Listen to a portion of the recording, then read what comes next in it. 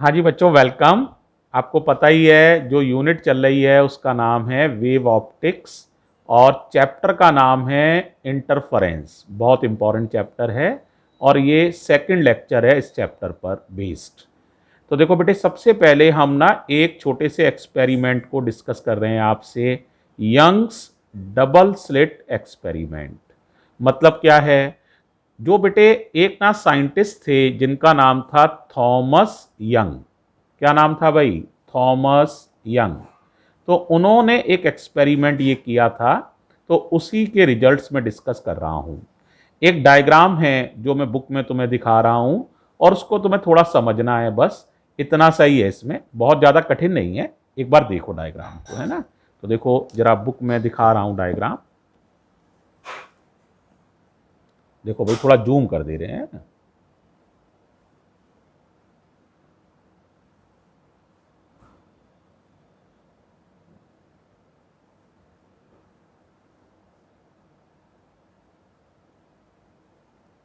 हाँ भाई, पहले बताओ सबको दिख रहा है साफ? देखो बेटा, ये जो है ना एक पॉइंट सोर्स है। पॉइंट सोर्स समझते हो? मैंने तुम्हें वेव फ्रंट में पढ़ाया था, जो पॉइंट सोर्स होते हैं उनसे स्फेरिकल वेव फ्रंट बनता है। इसलिए तुम दिखा रहे होगे, देखो ये सर्किल से दिख रहे हैं, तो ये स्फेरिकल वेव फ्रंट हैं। अब 2D में देखेंगे, 2 डायमेंशनल में, तो स्फीयर तो नहीं बन पाएगा, आपको सर्कुलर शेप के दिख रहे हैं। तो ये है आपका स्फेरिकल वेव फ्रंट, इससे जनरेट हो रहा है और ये इस तरह से आगे वेव या डिस्टरबेंस बढ़ रहा है। ये पेरेंट सोर्स है। ये स्क्रीन में हमने 2 छेद कर दिए हैं। एक छेद से भी लाइट जा रही है। इसका नाम है इस सोर्स का S1 और S2। अब S1 और S2 कौन से सोर्स कहलाएंगे बताओ? हाँ, ये कोहेरेंट सोर्सेज हैं। ठीक है, तो S1 और S2 कोहेरेंट सोर्सेज हैं। अब यही वेव जो इसमें से जा रही हैं, तो वो यहां पहुंचेंगी और यहां पहुंचेंगी। तो वेव्स को हमने बनाया है। जो पहला वेव फ्रंट है, जैसे आप देख रहे होंगे, तो इसको हमने जो है कंटिन्यूअस बनाया है। समझ रहे हो? ये कैसा है? कंटिन्यूअस। और जो दूसरा वेव फ्रंट है बच्चों, उसको हमने डॉटेड सा बनाया है। दिख पा रहा है? पहले ये बताओ, कंटिन्यूअस है और डॉटेड है। क्लियर है सभी को? अब देखो बेटे, अगर कंटिन्यूअस वेव फ्रंट से कंटिन्यूअस वेव फ्रंट क्रॉस करेगा, जैसे यहां देखो, देखो कौन से वेव फ्रंट, इन लाइनों को देखो, ये देखो यहां पर देखो, डॉटेड से डॉटेड मिल रहा है, या कंटिन्यूअस से कंटिन्यूअस मिल रहा है, या डॉटेड से डॉटेड वेव फ्रंट मिल रहा है। ध्यान से देखना, या कंटिन्यूअस से कंटिन्यूअस मिल रहा है, या डॉटेड से डॉटेड, या कंटिन्यूअस से कंटिन्यूअस। तो इन सब जगहों पर ब्राइट फ्रिंज मिलेगी, क्योंकि ये वेव सेम फेज में मिल रही हैं। चाहे डॉटेड से डॉटेड मिल जाए तो भी सेम फेज है ना? सेम फेज में अगर वेव एक दूसरे से सुपरपोज होंगी तो वहां ब्राइट फ्रिंज बनेगी। और अगर कैसे मिले बताओ? एक तो वेव फ्रंट कंटिन्यूअस हो और एक डॉटेड हो। जैसे यहां देखो, देखो यहां पर ध्यान से देखो कैसे मिल रहा है, एक कंटिन्यूअस है और एक डॉटेड है। यहां देखो, ध्यान से देखो, एक ये डॉटेड है, डॉटेड, और ये वाला देखो कंटिन्यूअस है। तो ये यहां देखो, ये वाला डॉटेड है, ये वाला कंटिन्यूअस है, यहां मिले हैं। देखो यहां देखो, ये डॉटेड है, ये कंटिन्यूअस है। यानी अपोजिट फेज में वेव मिल रही हैं, एक दूसरे को नष्ट कर देंगी। तो इसीलिए यहां पर आपको डार्क फ्रिंजेस मिलेंगी, यानी यहां पर आपको चमक सबसे कम मिलेगी। यहां चमक सबसे ज्यादा ब्राइट, यहां पर डार्क। ठीक है, स्क्रीन है ये स्क्रीन है, स्क्रीन पर हम देखते जा रहे हैं। अब तुम बताओ, यहां सेंटर है, ये बिल्कुल सेंटर, सेंटर पे क्या मिलेगा? देखो ध्यान से, कंटिन्यूअस से कंटिन्यूअस मिल रहा है, डॉटेड से डॉटेड मिल रहा है, कंटिन्यूअस से कंटिन्यूअस मिल रहा है। तो यहां पर बच्चों हमें ब्राइट फ्रिंज मिलेगी। इसे हम सेंट्रल मैक्सिमा भी कहते हैं, क्योंकि सेंटर में पड़ रही है तो नाम पड़ जाता है सेंट्रल मैक्सिमा। ठीक है, या सेंट्रल ब्राइट फ्रिंज। और इधर देखो बेटा, आप इसी तरह से समझ सकते हो। यहां आप खुद देख रहे हैं कौन से मिल रहे हैं, एक डॉटेड एक कंटिन्यूअस। एक डॉटेड एक कंटिन्यूअस, एक डॉटेड एक कंटिन्यूअस। तो यहां पर हर पॉइंट पर डार्क फ्रिंज मिलेगी, तो यहां डार्क, इसी तरह से यहां ब्राइट। तो देखो सेंट्रल फ्रिंज जो होती है इंटरफेरेंस पैटर्न में, है ना, यंग के इंटरफेरेंस पैटर्न में सेंट्रल फ्रिंज ब्राइट होती है। फिर इधर चलने से कंसिक्यूटिव रूप से एक के बाद एक कौन सी मिलेगी, ब्राइट, डार्क, ब्राइट। ऐसी नीचे चलोगे तो ये ब्राइट थी ना, तो डार्क, ब्राइट, इस तरह से फ्रिंजेस आपको मिलेंगी। ये बात थॉमस यंग ने समझाई, है ना। यही है इंटरफेरेंस, क्योंकि इसमें non uniform distribution of energy है। आप खुद बताओ, अगर हम दो सोर्स जला देते, दो लाइट सोर्स, तो आप देखते पर्दे पर एक समान रोशनी रहनी चाहिए थी, लेकिन इस पर्दे पर एक समान रोशनी नहीं है। यहां पर रोशनी ज्यादा है, धीरे धीरे कम होते होते यहां रोशनी कम हो गई, सबसे कम, फिर धीरे धीरे बढ़ते बढ़ते यहां रोशनी सबसे ज्यादा हो गई। तो इस तरह से ये एनर्जी का नॉन यूनिफॉर्म डिस्ट्रीब्यूशन है, यही इंटरफेरेंस है। तो इस सीधे से एक्सपेरिमेंट से इंटरफेरेंस को आसानी से समझा जा सकता है।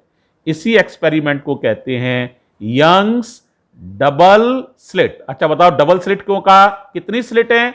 स्लिट माने ये छोटा सा जो आपका छेद है, ये छोटा सा जो आपका होल है, इसको स्लिट कहा गया है। तो ये स्लिट और ये स्लिट, ये पतली सी झिर्री, हिंदी में कहते हैं झिर्री, है ना, झिर्री, जैसे दरवाजे में पतली पतली झिर्री होती है, उसी को हमने यहां स्लिट कहते हैं इंग्लिश में। तो ये पतली पतली दो स्लिट हैं, तो इन्हीं से ये इंटरफेरेंस पैटर्न बना है। इसी को कहते हैं यंग्स डबल स्लिट एक्सपेरिमेंट। उम्मीद है हाल ही समझ में आ गया होगा, बड़ा आसान सा है। अब बताओ तुम ब्राइट फ्रिंज कब बनती है? बोलो।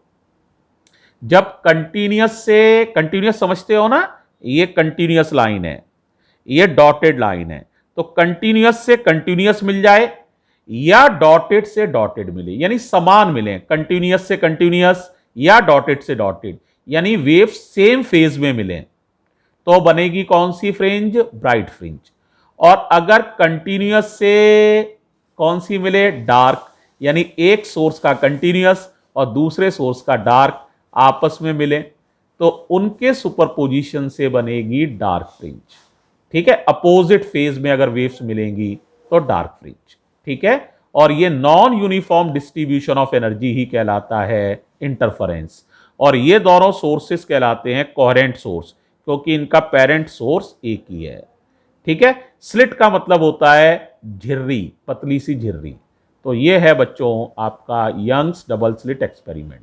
एक बात और याद रखने की है, सेंट्रल पर कौन सी फ्रिंज बनती है? ब्राइट, फिर बिल्कुल नंबर से बनती है, ब्राइट के बाद डार्क, डार्क के बाद ब्राइट। इसी तरह यहां चलोगे सेंट्रल के नीचे भी, तो ये ब्राइट थी ना, तो डार्क, डार्क के बाद ब्राइट, एंड सो ऑन। इस तरह से बेटे फ्रिंजेस बनती हैं।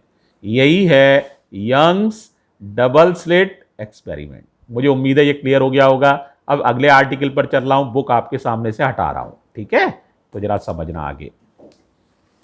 अब दूसरी चीज जो मैं आपसे डिस्कस करना चाह रहा हूं यंग डबल स्लिट के बाद बच्चों, तो वो है principle of superposition of waves.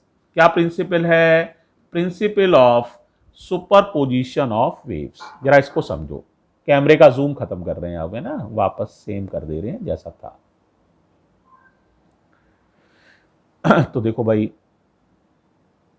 ये समझा चुके हैं, तो इसको मैं अब लिख नहीं रहा हूं, समझाना था, मैंने समझा दिया है क्या होता है ये यंग्स डबल स्लिट एक्सपेरिमेंट। अब बात कर रहे हैं प्रिंसिपल ऑफ सुपरपोजिशन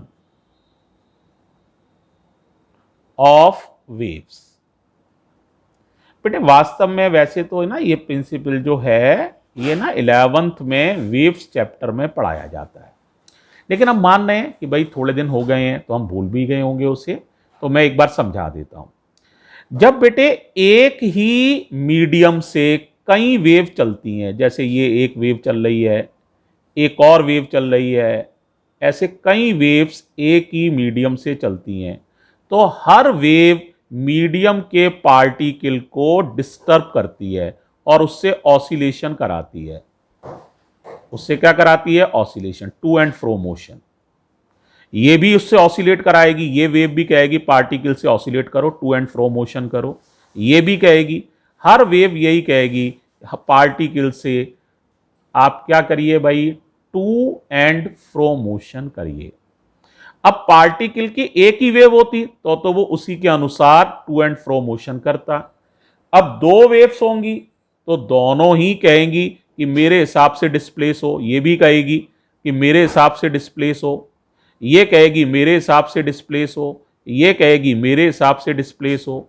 तो पार्टिकल का किसी भी समय जो नेट डिस्प्लेसमेंट होगा, नेट डिस्प्लेसमेंट, वो इंडिविजुअल वेव्स द्वारा पैदा किए गए डिस्प्लेसमेंट्स के वेक्टर सम के बराबर होगा।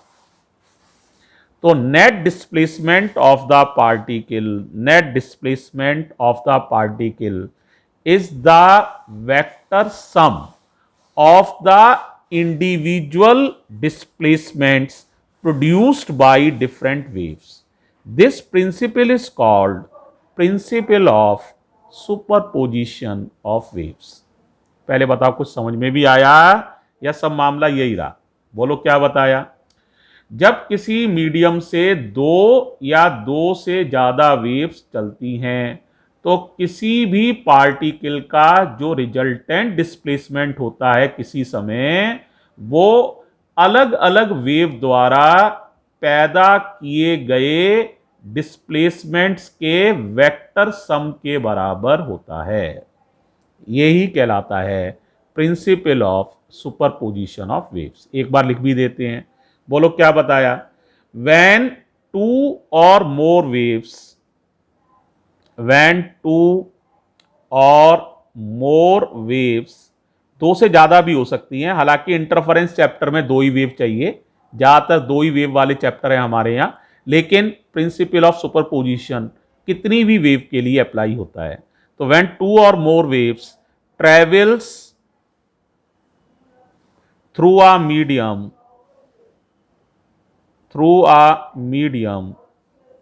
Then net displacement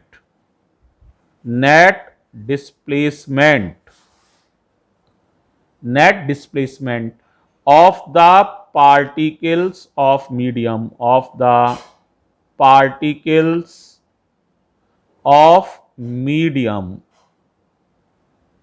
at any instant, किसी भी समय आप देखना चाहें तो इस बात को आप वेरीफाई कर सकते हैं। at any instant is the vector sum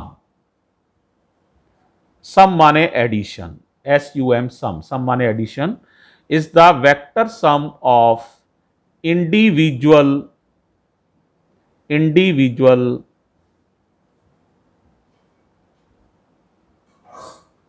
displacements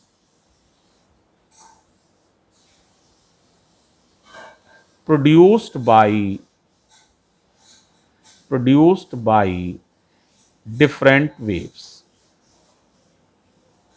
mathematically बता सकते हो क्या मतलब है? तो मैथमेटिकली इस बात को लिख सकते हैं। बताओ कैसे लिखोगे? अभी लिख के दिखाई थी मैंने।